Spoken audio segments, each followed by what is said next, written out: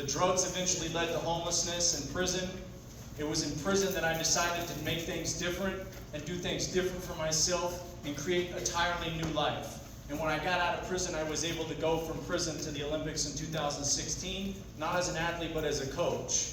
But today I want to talk about some different dynamics that I was experiencing right around the time that the age you guys are in right now. You guys all know that I talked about my natural gift as an athlete. I could play every sport, and I was always the best player on the sports when I was a kid and on the sports teams, but my first dream was to go to the NBA.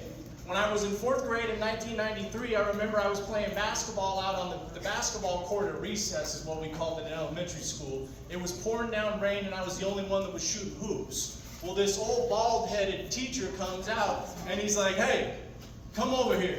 And I thought I was going to be in trouble because I was playing basketball in the rain and nobody else was doing that. And he said, "What's your name?"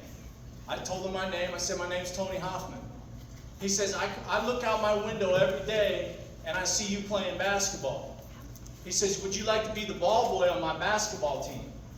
I said, "Yeah," because at that time you couldn't play basketball until you were in 5th or 6th grade. So I wanted to be the ball boy for this guy's basketball team because Coach Ford was known for making good basketball players on the teams that got involved. So when I became the ball boy, I got to spend time with Coach Ford, who was helping me develop some skills that when you guys heard me say that when I was in 6th grade, the high school coaches were coming to watch me play and the middle school coaches were coming to watch me play, it was really because of Coach Ford's ability to sit me down and teach me these skills that would make me so good by the time I was in 6th grade. But by the time the 6th grade came around when I was playing basketball, what I didn't tell you was I was really struggling with some leadership qualities. Like one of the things that we had to do before we played basketball was jump rope for 10 minutes every single day. I thought it was the stupidest thing ever. Because what does jumping rope have to do with playing basketball? What I didn't know at that time was that Mr. Ford was trying to teach us how to be disciplined at things we didn't want to do.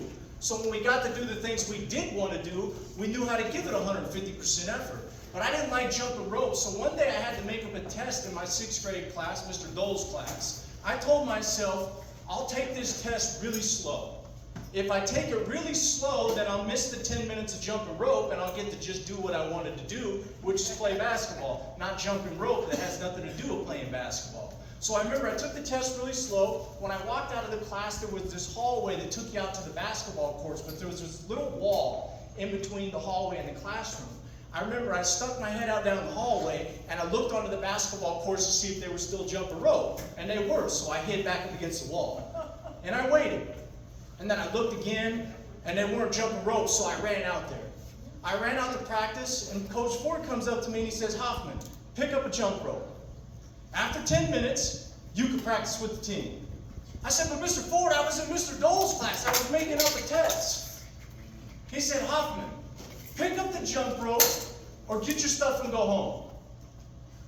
I looked at him and said, "I could just leave?" He looked at me and said, "Hoffman, if you don't want to be here, go get your stuff and leave." So I walked over to my backpack, I grabbed my skateboard, and I went home. And I went to the side of my house and I played basketball until the sun went down when I couldn't see anymore, so I had to go inside. I wanted to play basketball. Well, the basketball season ends, we have the award ceremony in a cafeteria just like this. And in my mind, I should be the MVP, because I was the best player on the team. In my mind, I'm going to get an award. And if there was an award for everything, I thought I should have got that too. But I didn't get any awards.